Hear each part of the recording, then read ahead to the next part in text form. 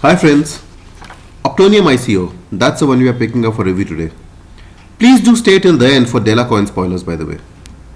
Starting with the basic details as usual, currently it's in the pre-ICO stage. It has a total supply of 2 billion coins. Pre-ICO and ICO issue is around 250 million coins, roughly 12.5% of the total. Pre-ICO price is $0.1 per coin.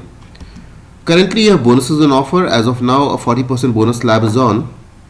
And of course, you get 250 coins free on registration, which actually was what attracted our attention towards this ICO. Of course, terms and conditions apply. You need to buy a minimum USD 100 worth of coins to get these, which means you essentially get at most a 25% of bonus. The overall concept, picking it up based on their white paper, they plan to support selling of renewable energy futures. The question, of course, is why do they actually need Optonium coin for that? Cross-border energy trade is unlikely to happen without regulatory framework, and governments are unlikely to accept cryptos for the same, especially which are expected to be price volatile. Then they plan to set up their own mining farms using renewable sources of energy to mine. Again, makes no sense. Why will you mine your own coins first of all? Secondly, if your purpose is to generate renewable energy and you consume the same to mine the coins, what do you actually gain out of it? Essentially, that means you're giving a crypto where you generate your own mining power. I don't think it's a very sellable concept. Finally, how will energy trading platform provide such a high lending interest which they are promising to provide? Again, in a sense, the question is this pure crypto lending disguised as a renewable energy supporting platform? Well, if you look at their roadmap, they seem to have done everything except the lending and exchange pieces.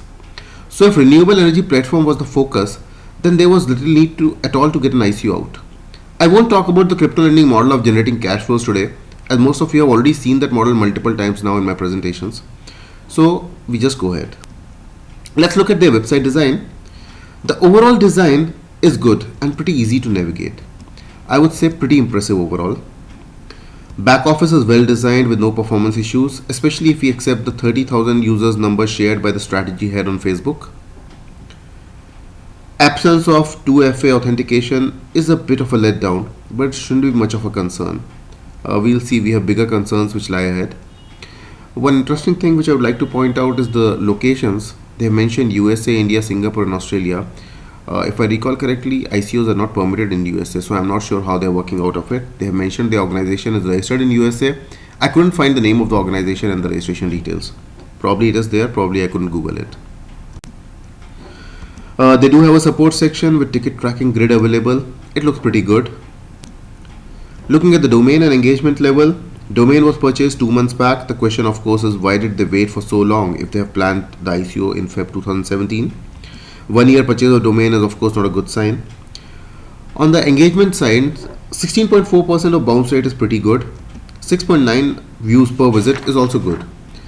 Additionally, there are not too many search results, hence probably referrals and ad traffic are driving it. It depends which is driving it more. If it is referrals, then they're probably on the right track. The social activity is reasonable considering it's a pre-ICO stage. You see decent activity happening as Twitter followers, on the Facebook page, even on the Telegram channel. On the YouTube piece, they are in line with other numbers. They have just one video which was released 4 weeks back, which has around 363 views. Others have been released pretty recently, not much, 44 subscribers in all.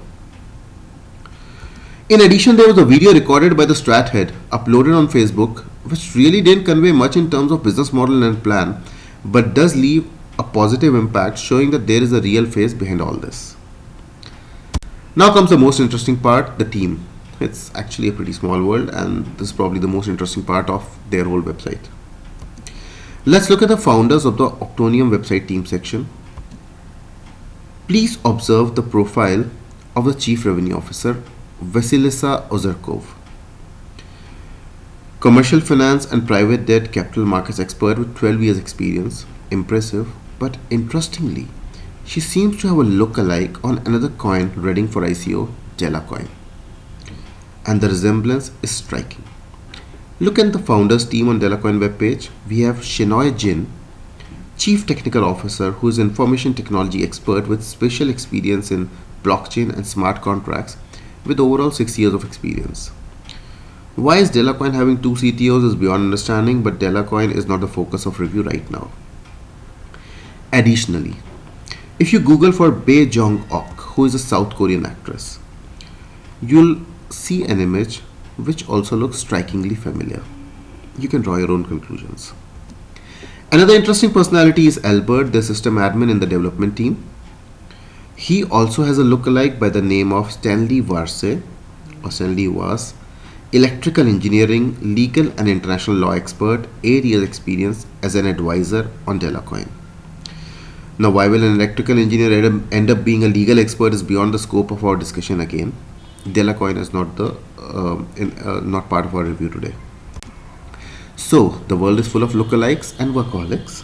If you look at the team at Optonium Coin and the team at Delacoin, and of course compare Bae Jong Ok, we get one set of three lookalikes across countries, going by different names and different work areas, and another set of two lookalikes in two different work areas.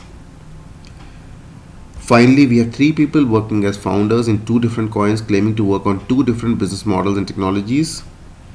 Extreme workaholics, I suppose. Of course, I'm not saying they are fake profiles. They are simply similar looking people who got their photographs clicked in a similar fashion, wearing similar clothes against a similar background. So, final checklist in case you still wish to see it. Readiness is medium, risk is pretty high, hype is high as per the strategy head if you want to trust his word. For me, it's a speculation grade, D, extremely high risk, medium return. Should I invest? Well, I will start with the positives as I have been blamed for being too negative in the past. They seem clever enough to pull it off. If, and I stress the word if we assume the 30,000 plus users number is correct, which also means they have given around 750,000 worth of their tokens for free, then it's already hyped. Now on the negatives, which seem pretty powerful, business model makes no sense with respect to crypto lending interest rates. We know there are few coincidences in the team. You can choose to trust or distrust. Overall, do I need to give any recommendation? Well, maybe use your discretion. Thanks for your time. If you think the review was helpful, please like the video.